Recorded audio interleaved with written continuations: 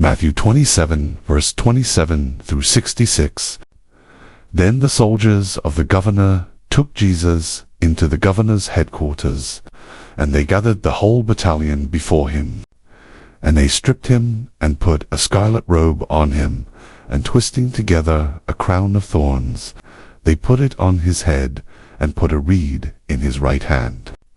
And kneeling before him, they mocked him, saying, Hail, King of the Jews! And they spit on him, and took the reed, and struck him on the head. And when they had mocked him, they stripped him of the robe, and put his own clothes on him, and led him away to crucify him.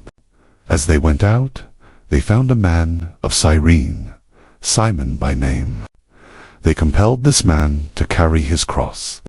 And when they came to a place called Golgotha, which means place of a skull, they offered him wine to drink, mixed with gall, but when he tasted it, he would not drink it. And when they had crucified him, they divided his garments among them by casting lots. Then they sat down and kept watch over him there. And over his head they put the charge against him, which read, This is Jesus, the King of the Jews. Then 2 robbers were crucified with him, one on the right and one on the left. And those who passed by derided him, wagging their heads and saying, You who would destroy the temple and rebuild it in 3 days, save yourself. If you are the Son of God, come down from the cross. So also the chief priests with the scribes and elders mocked him, saying, He saved others. He cannot save himself. He is the King of Israel. Let him come down now from the cross, and we will believe in him. He trusts in God. Let God deliver him now, if he desires him. For he said, I am the Son of God. And the robbers who were crucified with him also reviled him in the same way. Now from the 6th hour there was darkness over all the land until the 9th hour.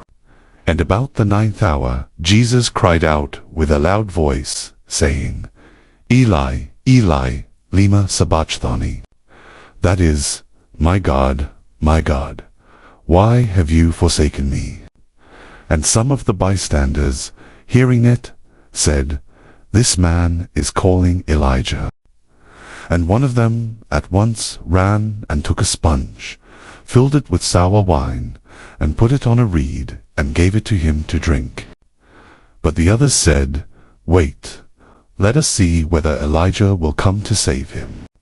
And Jesus cried out again with a loud voice, and yielded up his spirit.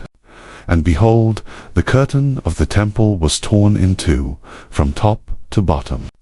And the earth shook, and the rocks were split. The tombs also were opened. And many bodies of the saints who had fallen asleep were raised. And coming out of the tombs after his resurrection, they went into the holy city and appeared to many. When the centurion and those who were with him, keeping watch over Jesus, saw the earthquake and what took place, they were filled with awe and said, Truly this was the Son of God. There were also many women there, looking on from a distance, who had followed Jesus from Galilee, ministering to him, among whom were Mary Magdalene, and Mary the mother of James and Joseph, and the mother. When it was evening, there came a rich man from Arimathea, named Joseph, who also was a disciple of Jesus. He went to Pilate and asked for the body of Jesus.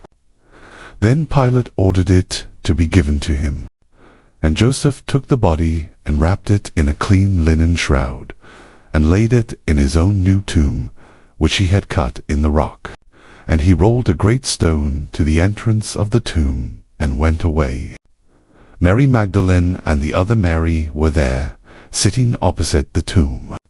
The next day, that is, after the day of preparation, the chief priests and the Pharisees gathered before Pilate and said, Sir, we remember how that impostor said, while he was still alive, After 3 days I will rise. Therefore order the tomb to be made secure until the 3rd day, lest his disciples go and steal him away and tell the people, he has risen from the dead, and the last fraud will be worse than the first. Pilate said to them, You have a guard of soldiers. Go, make it as secure as you can. So they went and made the tomb secure by sealing the stone and setting a guard.